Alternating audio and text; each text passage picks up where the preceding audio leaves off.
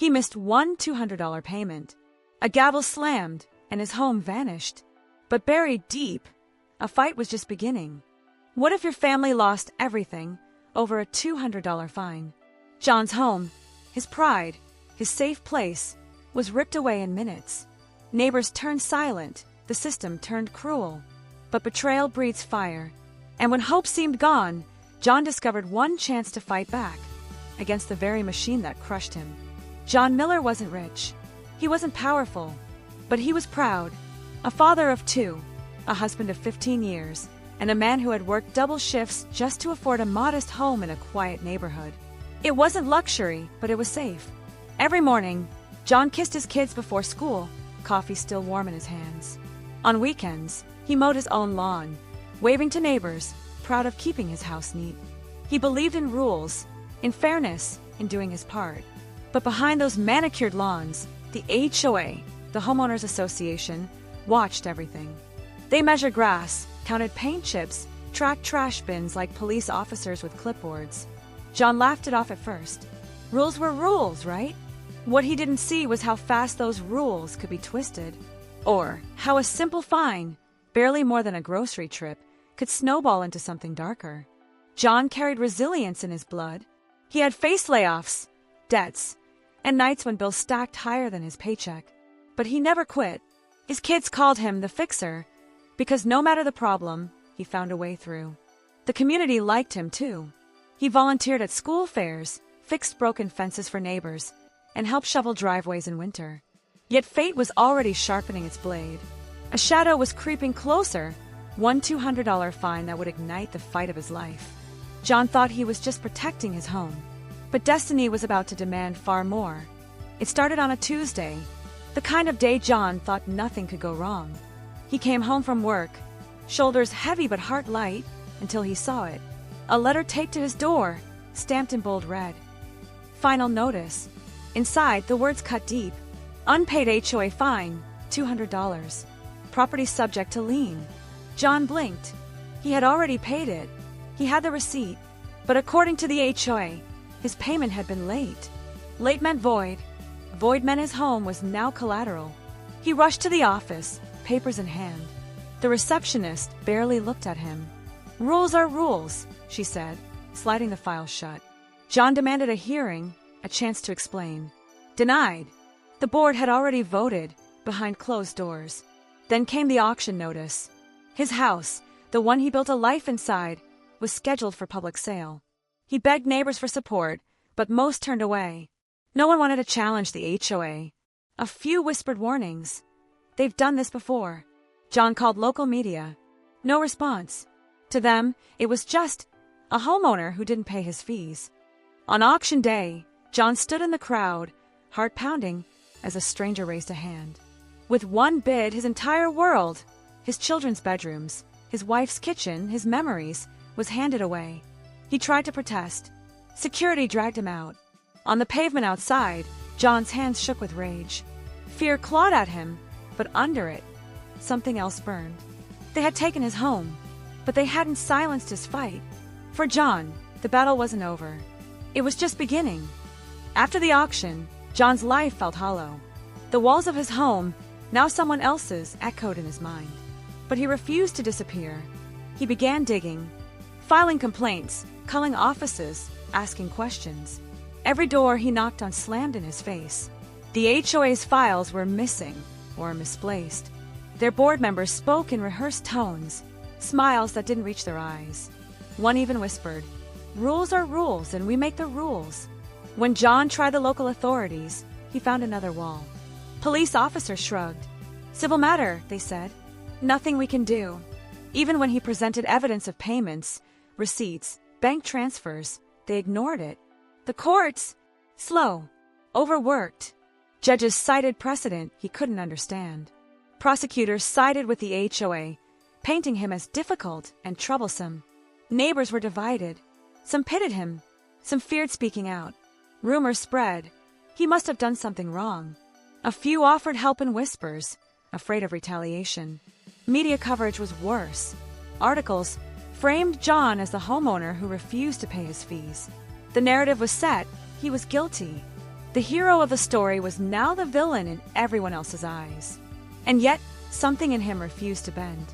Night after night, John reviewed the documents, compared dates, tracked emails. He noticed discrepancies others overlooked. Small mistakes, timing errors, signatures that didn't match. One detail would later change everything. It was subtle, almost invisible, but it hinted at a much larger scheme, one that the HOA had tried to hide. Corruption woven into contracts, payments, and board votes. John felt despair. Yes, but now edged with something sharper: determination. Every threat, every dismissal, every whisper of doubt fueled him. He realized truth could be buried, but not forever. And the more the system tried to crush him, the more he understood he wasn't just fighting for his house. He was fighting for justice itself. And justice, John knew, had a way of surfacing even from the darkest corners. The courtroom smelled of polished wood and tension. John walked in, papers clutched, heart hammering. Judges, lawyers, board members, everyone watched with unreadable faces. From the start, it was clear the deck was stacked. Evidence John submitted vanished into clerical errors. Witnesses he called were dismissed, labeled unreliable. The HOA's attorney smirked, twisting rules into weapons. Every question he asked met resistance. Every objection was overruled. The judge's gavel slammed like a drumbeat against hope. Outside, his family waited, silent and anxious. His wife clutched their youngest hand, tears threatening to fall. Neighbors peeked through the glass, some supportive, some shaking their heads. A few whispered that John should accept defeat. The media painted him as obstinate. Articles splashed headlines: "Homeowner loses fight against HOA." It seemed the villains had won. Yet John refused to break. In private moments, he reviewed his notes, scanning the courtroom for any oversight. His despair had hardened into quiet resolve. Every unfair ruling, every sneer, only sharpened his focus. Then, during closing arguments, it happened. A witness, unexpected, nervous, trembling, stood. Their testimony contradicted everything the HOA claimed. The courtroom froze. The board members exchanged nervous glances. Even the judge leaned forward, frowning. It was a small crack, but a crack nonetheless. John's heart surged. The fight, he realized, was far from over, and the corruption he had feared for so long might not be as untouchable as it seemed. One testimony could shift the tides. And in that moment, hope, however fragile, returned. The verdict hit like a thunderclap. John's home remained seized. The judge's words were sharp, final, unyielding. Public gallery gasped. His family's hands trembled. Tears welled, but he didn't speak. The HOA smiled. Board members shook hands, congratulating themselves. Their victory seemed absolute. Outside the courtroom, cameras flashed. Articles praised the law-abiding association.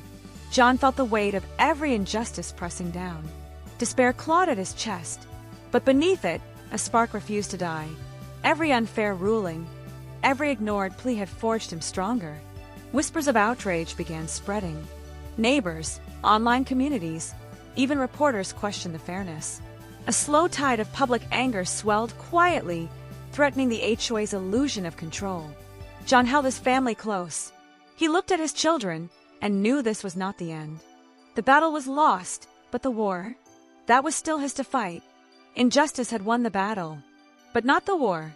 And somewhere in that quiet fury, a plan was forming, one that would shake the system to its core.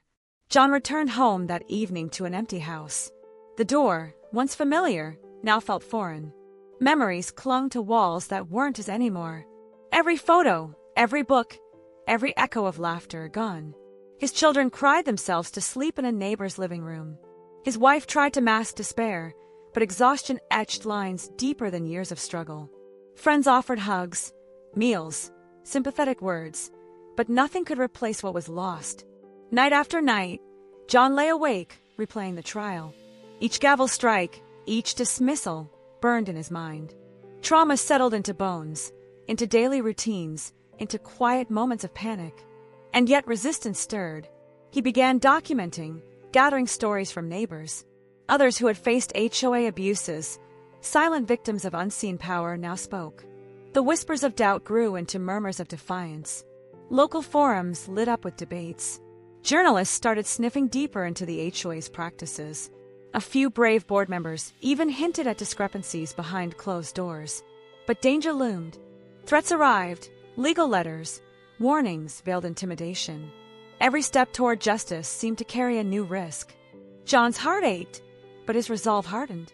Every sleepless night, every setback, strengthened the fight within him. He realized courage wasn't the absence of fear, it was action despite it. The hero was down, the home was gone, but the story wasn't over. And somewhere in the shadows of despair, a movement quietly took shape. A reckoning was coming, and John would be ready. John's story was never just about one $200 fine. It exposed a system designed to crush ordinary people under bureaucratic weight. Rules twisted, evidence ignored, power wielded without accountability. The HOA was a symbol, but the corruption ran deeper into courts, offices, and silent neighbors afraid to speak. Yet in the cracks, hope emerged. Community voices rose. Neighbors who had stayed silent now shared their stories. Journalists investigated. Social media amplified what was once hidden. The web of lies began to unravel, thread by thread. John learned a painful truth. Injustice can strike anyone, anywhere. But truth, though fragile, is worth fighting for. It thrives when ordinary people refuse to look away. This story isn't just one hero. It's all of us. And every act of courage chips away at the walls, built to silence the powerless. What if it were your home, your family, lost over a technicality? What if the system meant to protect you turned its back instead? John's story is a warning and a call. Share it. Comment. Talk to your neighbors. Expose abuses before they destroy more lives. Raise your voice against those who hide behind rules to harm the powerless. Every click, every conversation, every act of awareness matters. Injustice thrives in silence, but fades under pressure. Remember, justice survives only if ordinary people stand together. Your voice can tip the scales. Don't wait. Act now.